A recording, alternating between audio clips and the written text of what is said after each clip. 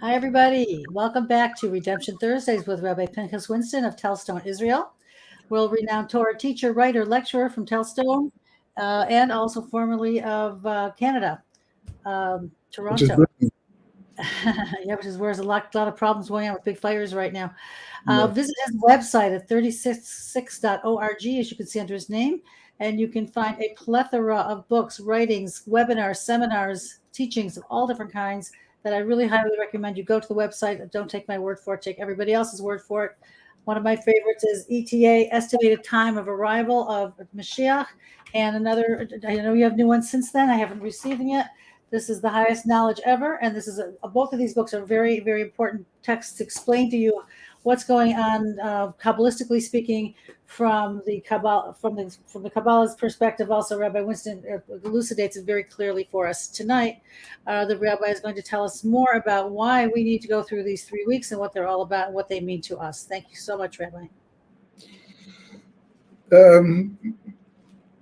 If you go through history, you go through the Chumash, you go through the Midrash and everything on a simple level, the Pshat, we call Pshat level, then a lot of questions come up. And in fact, once you if you just learn Rashi and Ramban, you just learn the Pshat on Chumash, which means like the very most obvious level of understanding, not just the Chumash, but the commentators themselves, then it's actually pretty misleading. There's actually a lot going on in Rashi, for example, that if you just take it for face value, and you can take it for face value because first of all, that's what he intended, and second of all, because it speaks to us on the level that we're on for the most part. The average person who, even learning Gemara, doesn't go past Gemara to understand that's in Midrashim. There's a lot of Midrashim in the Gemara too, but most people don't get to those Midrashim. Unless you're learning Daf Yomi and you don't fall asleep during the shir, then you will be exposed to a lot of these Midrashim, but in the yeshivas, they don't really have such exposure to it.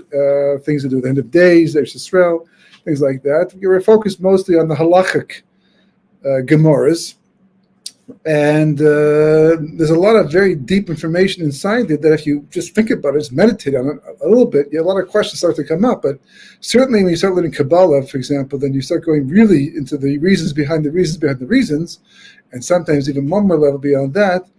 Then it becomes clear that whatever is being said in Rashi or Ramban is not really what they're saying. I mean, there's much more going on there. And one of the most important perspectives that I try to give over, because when I started to see this, it was actually a game changer, a paradigm shift, because it's not the way I grew up, it's not the way I thought, it's not my learning didn't really expose me to this type of a thing, and it results in two approaches to history.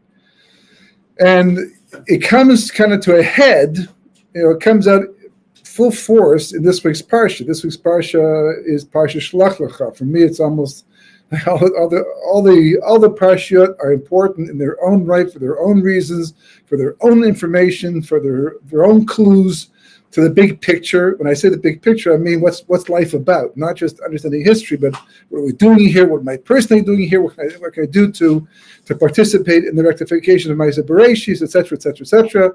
The real global big picture that 99.999% of the population has no clue about. I mean, people have taken shots at it. There's been a lot of guesswork.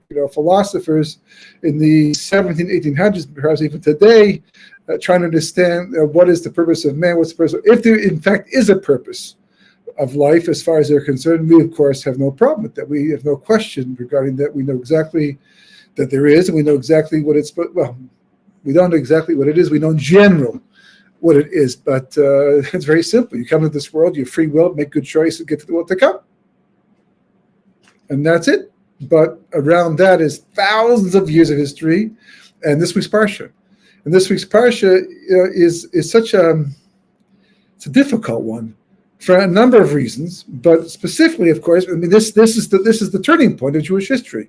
Even the golden calf was not as much of a turning point in Jewish history as this week's Parsha, because this, not just because it was the 10th test, because God could have done 11 tests if he wanted to, but it's because this is the Parsha where the Jewish people reject Eretz Yisrael, and by rejecting Eretz Yisrael, they reject redemption, and they reject the Kodesh Baruch Hu, and they reject even Torah. because there's different levels of Torah. There's Torah that God intended us to learn. There's Torah that we tend to learn. And the Torah that we tend to learn is more like because some people because they really enjoy it, others because they need to know the halacha, or both. But the point of Torah is to maximize our potential as beings made b'tzem Elokim. We're made in the image of God, as the Sforno points out. That's a potential. That's not really the mitzvah. You look at a baby, and the baby is a miracle for sure, and it's wondrous and cute and all these different things. But it doesn't quite come off as a tzem Elokim. It's not much different than an animal at that stage. We raise it to become, as it grows up, becomes more mature, and hopefully by the time a person leaves the world, as the Gemara points out, a person has reached the level of a tzem Elokim, or well on their way, or as much as could be expected in their lifetime. What does it mean to be tzem Elokim? To be as much like God as possible, as godly as possible, and we exemplify that, we portray that through our actions, the way we think, the things that we do, and Eretz Yisrael, we're told by God Himself, is a major part of the picture. It's an integral part. It's like someone saying that I really want to make $1 million, and someone says, well, then go to business school and you will find out how to make a lot of money. No, I'm going to go to on a hiking trip for the next 5 years instead. Fine. You're welcome to do whatever you want, but if you can't have a goal and then do something that's not the exact opposite of that goal, because it shows inconsistency. So likewise, if you're in this world to be the very best you, the tzem Elokim in your own personal right, then you have to do that which is going to allow you to accomplish that. And God says that I took you out of Eretz Mitzrayim to bring you to Eretz Canaan to be your God. Period. End of story. The Gemara learns from this verse that anybody who lives in Chutz La'aretz, it's kilu ein lo Elokah. They have no God. It's problematic. And we've spoken about this before the past several times. I've got books on this and all that. But does the Gemara mean this? Is it true? I mean, the people who wrote this lived in Chutz La'aretz. If they lived in Eretz Yisrael, then I don't think this Gemara actually appears anywhere in the Talmud Yerushalmi. But if they live in Eretz Yisrael, then they live in Eretz Yisrael. Of course, I'm going to say things like that. Everyone always fights for their own home ground, so to speak. But this is written in Bavel. This is written by the people living in Bavel. These are Babylonian rabbis. They're living in Galus. And even though Bavel had a special status as exiles go, because the big academies were there and so much Torah came out of there, nevertheless, they looked at it as Chutz La'aretz. They understood it's not Eretz Yisrael. The famous story of Zerah, who went out of his way to get to Eretz Yisrael, and other rabbis did, because they knew there's nothing. Ein Torah kemo Torah Eretz Yisrael. It's the best in the world. Even the air is machkim a person. It says just that by breathing the air that you become wiser, because there's no two ways about it. And one of the reasons is because of Kodesh Baruch Hu, God said, that's the place I am most detected. And if the number one thing, if you want to be a tzem Elokim, is to be where God is the most. And though He's everywhere at all times, make no mistake about it, He's just as much there in Chutz La'aretz as He is in Eretz Yisrael, because it's His world, and the whole world exists within Him. So by definition, He cannot be less in one place than He is in another place. So then why do we make a distinction? Why does God say Eretz Yisrael, Eretz HaKodesh, the promised land, etc., etc.? Because Kodesh Baruch Hu said, it's not from my side. That I am doing it in a way that from your side, I'm everywhere equally. That's a principle, that's a klal. But the capacity to feel my presence, to know that I am there, to not lose sight of that from your side, is something that you have to work on. That's you have to develop that. And Eretz Yisrael helps specifically with things like that, with that thing specifically. And that's why it says, Rashi brings down in the Parshas Bashalach, after Amalek attacks the Jewish people, and the Jewish people go to war against Amalek, and they win. So then Hashem takes a shvuah, an oath, that He will be at war with Amalek until the end of days. And the language of the oath is Yad al Kes Ka, which is really Yad al Kes Hashem, right? So al Kisei Hashem, because the word Kisei means throne. So God normally, to make an oath, usually, and to give it power, strength, that a person won't be afraid to break it. So normally you're supposed to hold an object of kedusha, of holiness, but God's the holiest thing there is. So what is he going to hold? So it's Kabbalistic, but kiviyachid, it's as if he takes hold of his own throne to make yad, his hand, al kisei, right? Yud ke vav ke, on the kisei of Hashem. But it's written in the verse, case, missing the aleph, and the vav ke is also missing from the Shem of Hashem. So Rashi brings down that until Amalek is destroyed, Hashem's kisei, his throne, is not complete, which means that there's atheism and agnosticism and people doubting, and even people believe not being consistent with what they believe, acting, saying one thing but doing another thing. Every time you step in the Shemoneh Esrei, you don't take it seriously, like you're standing before the king, because Baruch Hu, you're making a statement saying he's not really there, not like people think he is. Whether you intend to or not, whether you believe it or not, that's what's going on. So even for those who believe, there's a level of inconsistency. But certainly those who don't believe at all or question it, right, that's because of the fact that Amalek, as Rashi points out, is mafrid. He divides the name of Yud K, and the name is Yud Ke Vav Ke. He divides the two parts between Yud Ke and Vav Ke. How does he do that? Well, he doesn't do it actually because he can't touch the name of God. The name of God is indivisible. It's not possible. So then what does it mean? It means that as far as we can perceive, it's divisible. It looks like it's divisible because our perceptions of reality are what determine what we think, what we believe, but our perceptions are based upon our assumptions. And if you have mistaken assumptions about something, then your perceptions will be wrong, and that, of course, will mislead you, misguide you. So Amalek does things to try to take advantage of faulty assumptions to give us faulty perceptions. And that plays out, and God obviously supports that for whatever reason, because history requires it, and for our own good somehow. So it accomplishes two things: give Amalek a little bit of leeway, and we have to go through whatever we go through. So, for example, the Holocaust, people came out, people who maybe had questions about God's existence or even believed in God's existence, came out of the war saying, where was God in 1942? I mentioned before in the past, it was one of my first times ever sitting in a lecture by Rav Noach Weinberg Tzal in Toronto at the time, and it was on Purim. So it was a very upbeat, happy, shir. And this goes back to 1981 or something, a long time ago. And Rav Noach was giving the shir, and he's talking about God and Hashgacha Pratis and how God does miracles to the Jewish people, and et cetera, et cetera, et cetera. And all of a sudden, out of nowhere, a man gets up and he points his finger at Rav Noach and says, Rabbi, where was God in 1942? And I didn't know who the man was at the time. I found out later on who he was.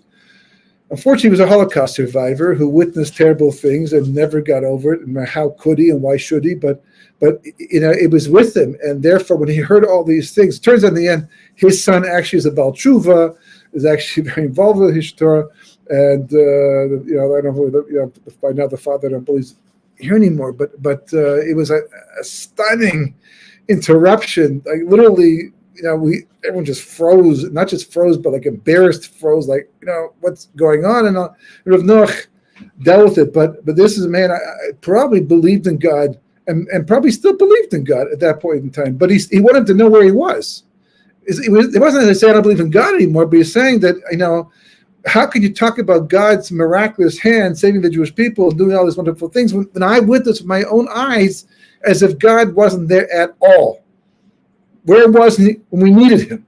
Okay, so by now, I discussed this, a lot, and there's no full answer at this stage of the game. Even if you want to say that Eretz Yisrael is built upon the ashes of the Holocaust, meaning that if it wasn't for the Holocaust, we wouldn't be in Eretz Yisrael today, or at least have the state, because it brought some Rahmanis and whatever you want to say. But the reality is, if you were to ask anybody, was it worth it? Fine. I accept the fact that was a segue in history from Europe to Eretz Yisrael on the way to the final redemption, right? But if you were to ask anybody today, even the greatest lover of Eretz Yisrael, was it worth it? Was it worth losing 6 million lives in 3 years and in such a terrible way to get the land of Israel? I don't think anybody would ever say yes. I mean, it would be very hard to say yes. God said yes. He said yes. because it happened. That's the way it happened. It wasn't like God said, well, I was planning anyhow to bring you back in 1948 to Eretz Israel. Anyhow, we've been coming for hundreds of years, but to officially give you the land, have the United Nations vote on it, which is an important part of history, according to the Vilna Gaon, part of the process of the final redemption. We spoke about that also. But I didn't see the Holocaust coming. And I'm sorry, unfortunately, it came and interrupted the whole thing. My plan was to do this and this and that, but that's that's not the way it happened at all. Everything, every last detail is hashgacha pratis, is divine providence. And as the Medrash points out, that everything that ever happened, no matter how accidental, there was meant to be a Mordechai. So therefore it was also meant to be a Haman. It's just a question who's going to be the Haman. So Menuchan became Haman. The word Muchan means to be prepared, set aside, right? He was Muchan the Poryanut, the Gemara says, meaning that Amalek, that's what Amalek does. That's his job. He's made for that. Just like the snake was made in the shape of a nun sofit, right? End nun, because that's a letter in the Aleph base, according to Kabbalah, that represents the type of energy that came out from the Nachash to tempt Chava and cause the sin, and cause the exile, all that falls after that. It's all been laid out. It's all part of the process, everything. So even the spies in this week's Parsha, it accidental. It wasn't accidental. I mean, from their perspective, it was going to happen. The Meraglim part 1 was going to happen because there's going to be a Meraglim part 2, because that's the way history works.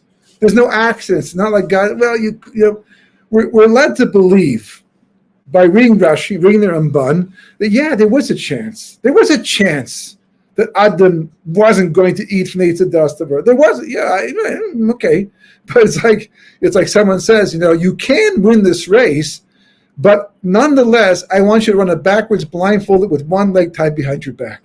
You can still do it theoretically if the other guy were to trip or get sick, accidentally, the maybe it rained and there was still like some real far-fetched possibility that given all the things happening against you, you could still win. And sometimes in history, that's the way it's worked. There are definitely situations in life where everything said you should have failed. Everything said it shouldn't have gone that way, but it went that way anyhow, because that's what God wanted. If the odds are 865 billion to 1 that you're going to succeed, but the one is God, you're in. You're in. Nevertheless, everybody plays a role, right? So where does free will come in? If the events are all set in stone, so to speak, from the very beginning, by who decides who they want to be to be that, play that role in history. So Benat Shlachat loved Eretz Yisrael, so they got to bring out the halachas of inheriting land where a father dies and leaves no sons, and other people, Pinchas did what he did because he was and other people brought out halachas and brought out situations, and because that's. But if you look at it, even their lives. Right, but the Benat Zlachad loved Eretz Yisrael because they are blessed to have come from the line of Menashe. Rashi points out, and Menashe comes from Yosef, and Yosef loved Eretz Yisrael. Where did he get that from? From his father, and so it's hard to put the whole thing together, but it is possible. And the truth is, it's not that it's a contradiction to free will. It's not that it says we have no free will, chas v'shalom. Because we are told by God, and he's not a liar. Even when he changes the truth, like he did with Avram and Sarah, it's still the truth. It's just our perception of it seems like it's not. Because the truth is, if you want to get really detailed about this, Hashem had Sarah say what she did about Avram. So Hashem, he said this. It's not like, oh my God, Sarah just says it. He's going to hurt Avram's feelings. Let me fix that problem. I can't. No. Sarah is also under his control. So whatever she said, right, was also part of the whole plan, and it teaches something. It had to transpire. Like that's the problem with Rashi and Ramban, because and all the Meforshim. All the what we call pashtanim, the simplest, they're not wrong. They're right. These are gedolim. These are like people of Ruach HaKodesh on a higher level than we are. But if you see what was written before them and deeper and understand what we call the bigger picture, then you begin to realize that they're not telling their whole story. And they're telling a piece of the story, and you have to decide for yourself to go deeper. You have to decide for yourself how much you want to know. And that's what happened. The Holocaust was a big slap across the face, like the Crusades and like all the pogroms and all that goes wrong in Jewish history. In the world today, what's happening right now, right? Big changes, things that we didn't expect, things we didn't see coming, things we hoped wouldn't come. I mean, I personally believed that now when it comes to the Jewish people, as much as we fight, as much as we dislike one another, because of differences, religious differences, political differences, push come to shove, we're all one people, we're brothers. And when wars break out, it didn't make a difference. We all got the same blood. That was my belief. And I clung to that for a very long time. But that's not necessarily the case anymore. And the truth is, I knew it wasn't, because even in Jewish history, that wasn't the case. Capos, or capos, what they did in World War II. I remember reading one report where one German soldier commented saying that he couldn't believe what a Jew did to another Jew. I won't tell you what he did right now, but he said even we didn't imagine doing such things to Jews. And we have a long history. We even have Jews that became popes and sent crusades against their own people. Not everybody, not even a lot of them, but enough to do damage. And then you trace it back to the Erev Rav, right? Moshe Benu took the Erev Rav, the mixed multitude of Egypt. What was he thinking? I mean, what was he thinking? Again, it's like the Erev Rav is just like Shlach Lecha. It's the same thing. Hashem's, I'm telling you, don't do it. Well, by Shlach Lecha, he didn't actually say don't do it. He just said, I'm telling you not to do it. I'm telling you that it's not a good thing to do. You do it. It's not asur. It's not forbidden. You decide. But the fact that Hashem is not telling you to go, the fact that Hashem is not giving you the kind of support that you'd like to get from God, right, should be indication enough that you shouldn't do it. But he does it anyhow. There's an explanation for that, for sure. There's an explanation for everything. Just like Adam eating like what didn't you understand? Don't eat from the tree. On the day that you eat, you shall surely die. Like simple Hebrew. And at the level he was on, I mean, even a child understands those words. You know that if you're going to do it anyhow, don't take from that cookie jar, not before supper, or you shall be punished and have no cookies for the next 2.5 weeks. Right? You know that if you stick your hand in the cookie jar, there's a good chance you get caught. You're doing the wrong thing, so you feel guilty the whole way through, and that you could end up losing more than you gain. But Adam thought he was doing a mitzvah. And obviously the Jewish people in this week's parsha thought they were doing a mitzvah. Because unlike us, where today, God's watching, does he get involved? I mean, evil's getting away with murder, literally, and cheating, and it's not a world of them. It's like Gemara says right before Mashiach comes, you won't be able to find truth anywhere. It's like literally, and the people who do still speak the truth and stand by the truth will be despised by those who don't. So it's like, it's such a long time since we had prophecy. So we have this feeling that even though we believe God is there, he's not really involved. He lets things go. He's a vatran. He's mevater. And there's own things like that. He's never a vatran. He just has ways of doing things to get done what he wants done without you noticing, or there's other people noticing, to take away their free will. And the Gemara says, for example, that ever since the Beis Hamikdash was, at first it brings down a case where someone died a certain way. And the Gemara says that these are the 4 capital punishments. The Gemara says, but we know since the basic no Sanhedrin, you can't have the Arba Mises based. You can't have there's no capital punishment from the Jewish courts.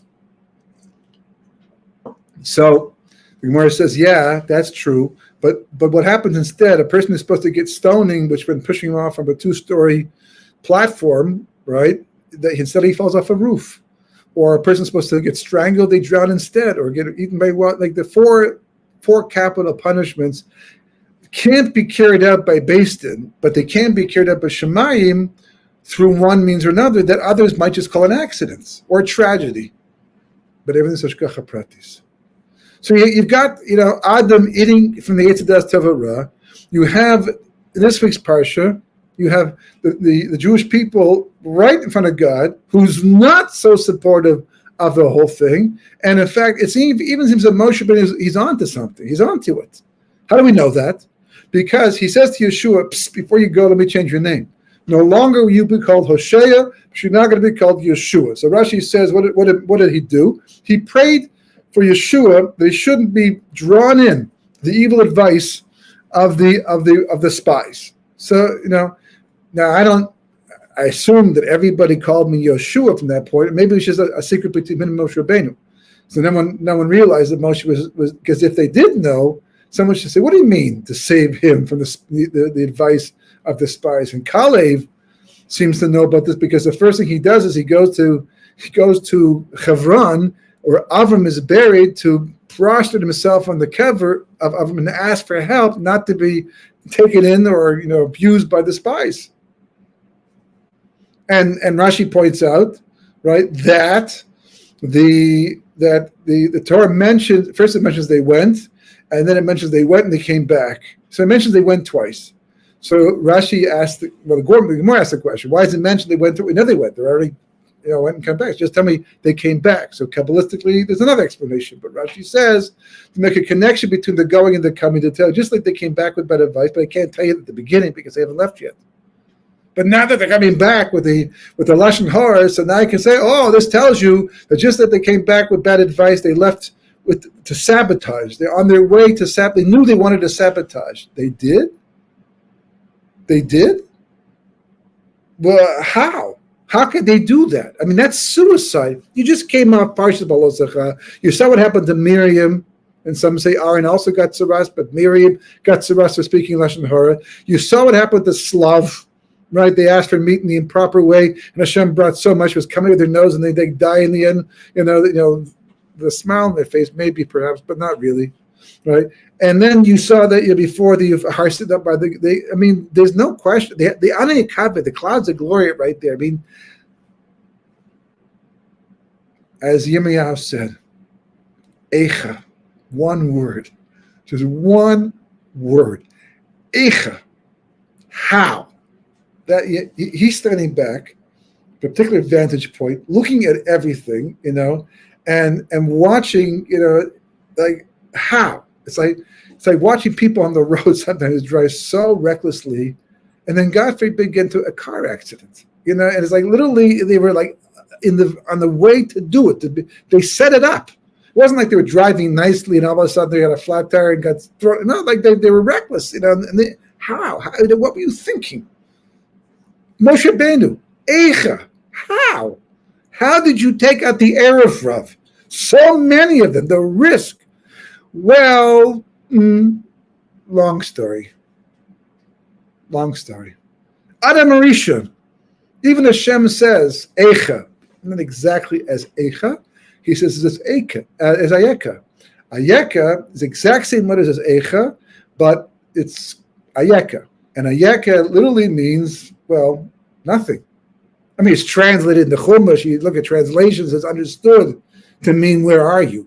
Because he was hiding. So Hashem, but has anyone ever used the word Ayeka before, since, after? It's not even in the dictionary. You won't find Ayeka. I don't think you'll find it in the dictionary. You'll find Eicha because it means how, right? But not Ayeka. So the Medrash says, you know why? It's not really a word. It's a gematria. And the gematria of Ayeka is 36. Why? Why 36? Because that's the key to everything. Remember Hanukkah? Right? 36 tzaddikim, 36 tractates in the Talmud Bavli, the Babylon Talmud, right? 36 hours that the Or HaGenuz, the light of creation, shone for Adam Rishon before it was hidden in creation. 36, Yaakov's away from home for 36 years. We won't go through the whole Hanukkah shir right now. But that's the answer. That's, but the question, Ayeka, is actually two parts. Ayeko, where is the 25? What's 25? Same idea. Because the same light that is defined by the number 36 is also defined by the number 25. But the 25 if we recall from the Hanukkah Shir, represents the light while still hidden. And the 36 is the light after it's revealed. So really, by saying Ayek, God wraps up a bunch of questions in one very short question, the same way that Yirmiyahu did by asking Eicha. Same idea. Where is the light? How did you get to this thinking? How could you get to a point? You have a base of Mikdash. Now, this is not the second base of Mikdash. The second base of Mikdash was not as exciting as the first base of Mikdash, not as lively as the first base of Mikdash, because the second base of Mikdash didn't have miracles taking place inside of it. We had the miracle of the menorah, of the light, the Shem Zayis, that's for sure, right? But there are other the military victories. Well, there's miracles going on all the time, all through history to this very day. There's always miracles going on. But not the miracles of the Aron HaKodesh being there that took up more space than it physically had. Not the other miracles, not the other things, the importance of parochas, like things that made you feel the presence of God in the world, down here on earth with man. So, I mean, we had that, just like with the clouds of glory in the desert. Right there, as the spies come back and deliver the report, the Shekhinah is right there. It's like walking up to a bully and making fun of his mother, or his brother, his sister, whatever. It's like why don't you have a sign that says "hit me" on you, because that's what you're basically asking for. Unless you secretly can beat up this bully, you're just putting yourself on the line, which is what they seem to do. And then more shockingly, is how when Hashem finally says, "That's it, I've had enough." How much longer do I have to be aggravated and annoyed by these people? They're going to have to die in the desert now. And they'll, like surprised and shocked, like, Yosef's brothers. No, we didn't mean it. We thought, that was a mitzvah. We thought it was the right thing, but that was an option. We didn't know that you were so strongly in favor of God. You didn't know. He's been pushing the entire time to take you out to the land that promised to your forefathers. Moshe wants to get there. You didn't know. Of course you knew. It's like literally missed. So it reminds me when they're making the Trans-Canada Railway back in the 1800s, I think it was. So according to what I remember from school, that they went to a mountain. I don't even know what they did this way. When they went to a mountain, they would cut from two sides, and then eventually meet up. And the first time one mountain out in the west, somewhere about the Calgary or British Columbia, they missed by like 10, 15, 20 feet, and you can't just really cut down. Just to go back a few miles to level it out to meet again. So here's God's thinking, here's your thinking, like they're so off. But how could they be so off? That's what Yirmiyahu is saying. Eicha, how could it be so off? How can it be so wrong? You have the Torah, you have the Shekhinah, you have so many. You even have Nevi'im. I mean, that's the part that's the hardest to understand. We had prophets. Today we have no prophets. Okay, all jokes aside, we have no prophets. No one to tell us exact. We have Gedolei Dor, but even the Gedolei Dor, they're talking about Rav Edelstein Zatzal, who died, over a week ago. One of the Gedolei Dor, in current times, and he passed away, and they were giving eulogies about him, and he said, there were times he was known for this. There's times that they would ask him a question, and he was like the final address to go to. And there are times they would ask him a question, he would think about it, and he would say, I don't know. I mean, he would work it out probably, maybe come to the paskin based upon the information, but he would answer first, I don't know. He said that too is an answer. I don't know. Not a lot of people know it, but that's also an answer. And he's not a prophet. Ruach HaKodesh, 100%. Siyata D'Shmaya as a Gadol Hador, no question about that. We know that. We believe in that. We see it too, by the way, because just the amount of learning that they were able and retain, that they were able to do in their lifetime to get to the point where they can make these decisions is superhuman. I mean, really superhuman. And that they're still lucid at the age of 99 and 100. Even the rabbi who came I heard him speak about, at the eulogy, we call the Hespedim this week, he was also probably well into his upper 90s, and he's talking, and he was so small, he actually had to sit down. He was so small, I couldn't see him. I could only hear his voice over the speaker, but if I didn't know better, I think it's a person in his 70s, 80s. there's something special going on, especially in terms of their mind and their thinking. But nonetheless, it's not the same thing as having a prophet who gets messages from God, where you go to a prophet and say, here's my child, how do I educate them? And the prophet would get prophecy to know the direction of this child, and they would tell you, here's my problem, how do I solve it? You could go to the base of Mikdash and you can get Seder Shema, get Brocha. Today, you have to daven to Kosh Baruch. You want something? You have to daven. And people talk all the miracles that happen. They make books about all the stories that the person prayed and this thing happened, that thing happened, and it's all true.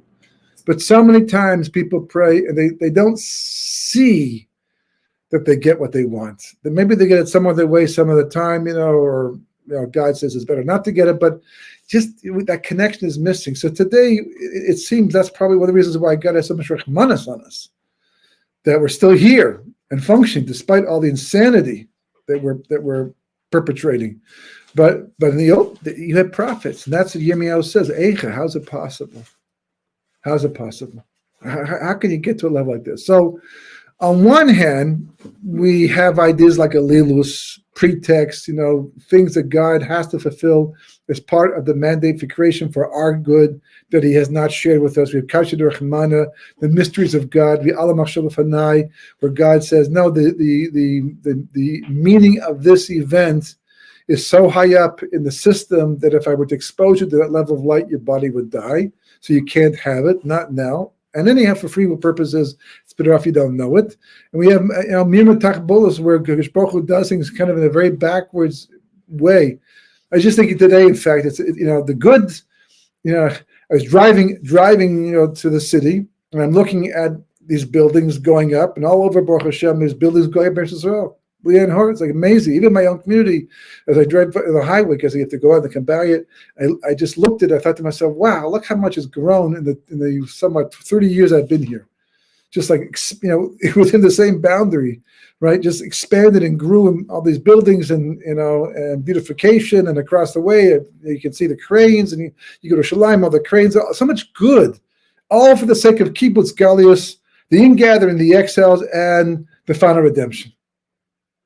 And it makes you feel so good. It makes you really feel part of something so special, so historic. But then you think about all the other stuff going on, the politics and the anti-religious sentiments and the hatred that is developing, to the point that you really wonder if push came to shove, that other person will look at you as a Jew and treat you like a brother. Even put their differences aside and say, okay, that's politics, but now it's a question of survival of the country. Or instead, is that become like detached, cut off now? Because we've witnessed that. We've had civil war.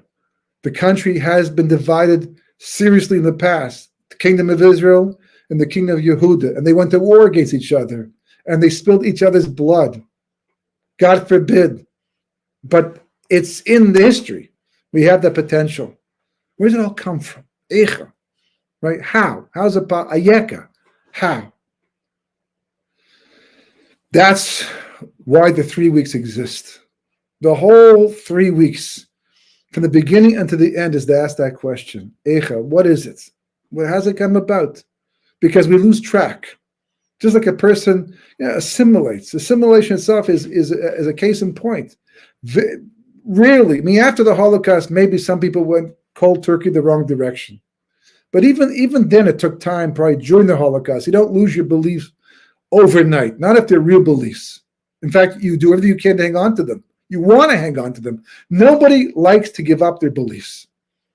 And that's why, a lot of times if they're false beliefs, people will follow them until their death. There's a story in the Gemara of somebody who served a Kohen, who served in the temple. He believed in the real God. He served the real God in the temple, but he kept an idol worshipping, an idol inside of him, to be able to serve that at the same time.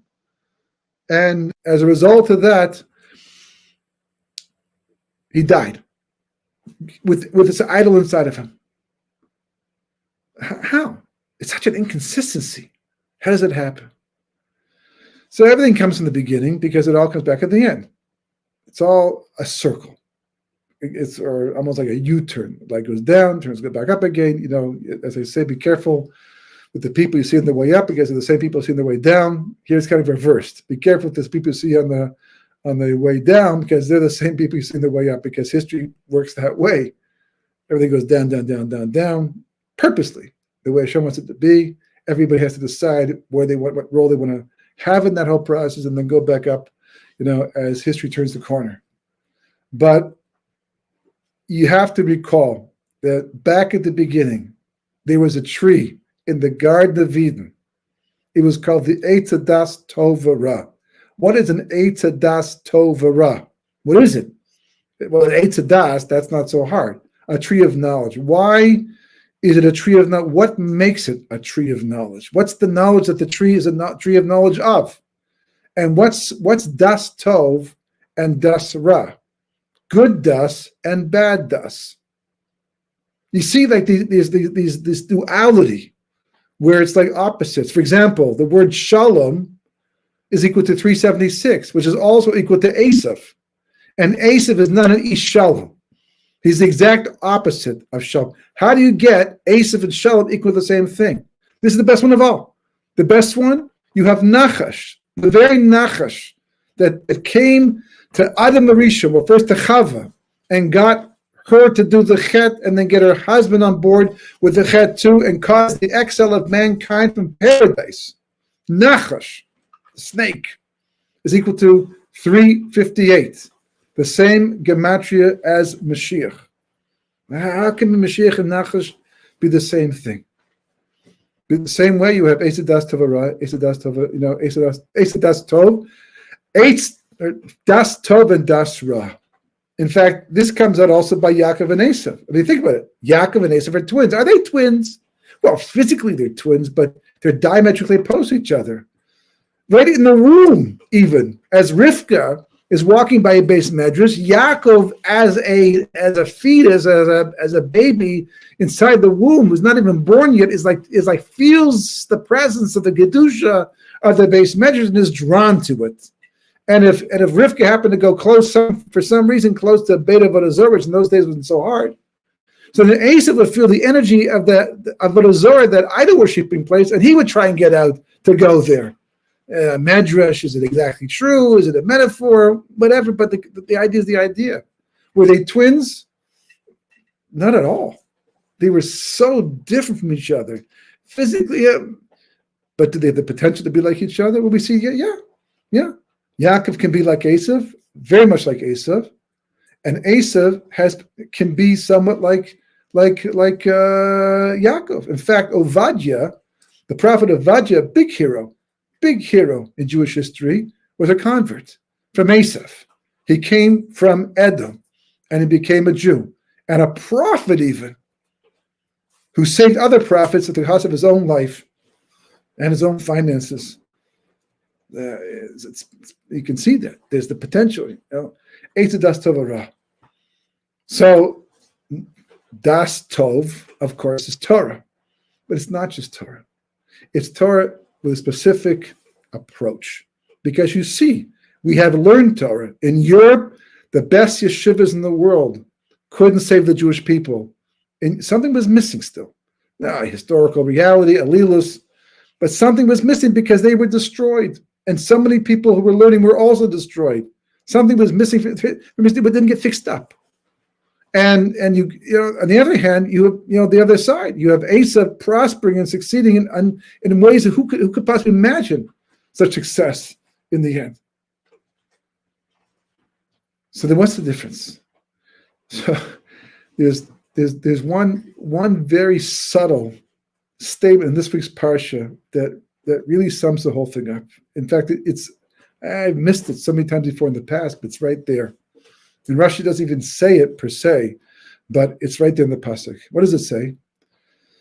Well, God has just pronounced judgment on the generation of the spies, right? He's already said, enough is enough. And then he comes back and he says, now, That's been decided, and that's going to happen the way I said. There's no change. But when the time comes that you finally do go to Eretz Israel, here are the laws. Here are the laws of karbanis, sacrifice. Here are the laws of a person sins accidentally. Here's what you do. So Rashi says it's besaris tevis. It's like Hashem's way of saying, okay, don't think that because there's a gezerah, a decree against the nation for 40 years, that you're not going there. No, you are. And I want you to believe in that and hold on to that. It's a long time to have to wait. I understand. It's all part of the same generation. But we're going to get there eventually. But God adds something. When I take you there. When you finally come to the land, when I take you to the land, that's the whole difference. See, the difference by the spies, God wasn't taking them to the land yet. They were taking themselves. It's the land that God wanted them to go to, but they weren't going there. God wasn't taking them there now, because now is not the time. Now is not part of the plan. But when I take you, it'll all go right. If you let me take you, God says. Now, even in Yeshua's time, they didn't get it completely right. Better, but not completely right. They made agreements with people they should have made agreements with. They couldn't finish the battles against the Canaanim they were commanded to complete. And as a result of that led to a spiritual infection, so to speak, in the nation that festered for years until eventually, after 850 years, we were exiled from the land and we lost the Beis Hamikdash. Because God has to take us. But we're not going our own. And we second guess God. We decide what's right for us and what's wrong for us and the terms that we're going to serve God. We make the parameters. We get impatient. We don't trust. We believe that we have to be more involved than we have to. So much of bitachon and emunah, trust in God, is just waiting for Him to take us.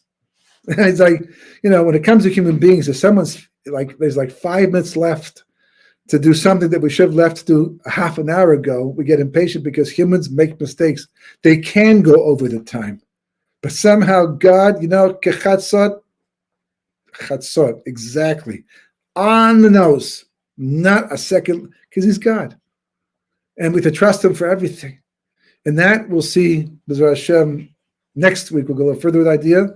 That's the whole difference. There's certain patience. We second guess HaKadosh Baruch Hu. We don't let Him take us. That's the answer to Eicha. That's why all these things happen to us. And we fix that. If we fix that, then things go where they're supposed to go in a much more smooth way that we really want it to happen with all of the suffering that we've gone through until now. Well, thank you, Rabbi. I think what worries me is that you were saying before, there's always been division of different peoples, and so everybody's so worried right now about how people feel so strongly on one side or another regarding what's going on, not just in the government, but in people in general, people on the streets, whatever. And we just wonder, does this mean that people who aren't Torah observant aren't going to be included? Or are they going to do tshuva at the last minute? I mean, what does this mean for these people who aren't even thinking about what we're thinking about tonight? Those calculations. That's part of where we try to second guess HaKadosh Baruch Hu. One thing is for certain, right? We never know how things are going to play out for a person, for the nation, right? That's part of letting God take us, waiting God to take us. So B'ezras Hashem, next we'll put one more piece of the puzzle together and become clear. Okay, thank you, Rabbi. Thank you, everybody, for joining us, and have a wonderful Shabbos. Good night, everyone. Thank you, Rabbi. Good Shabbos. Yes.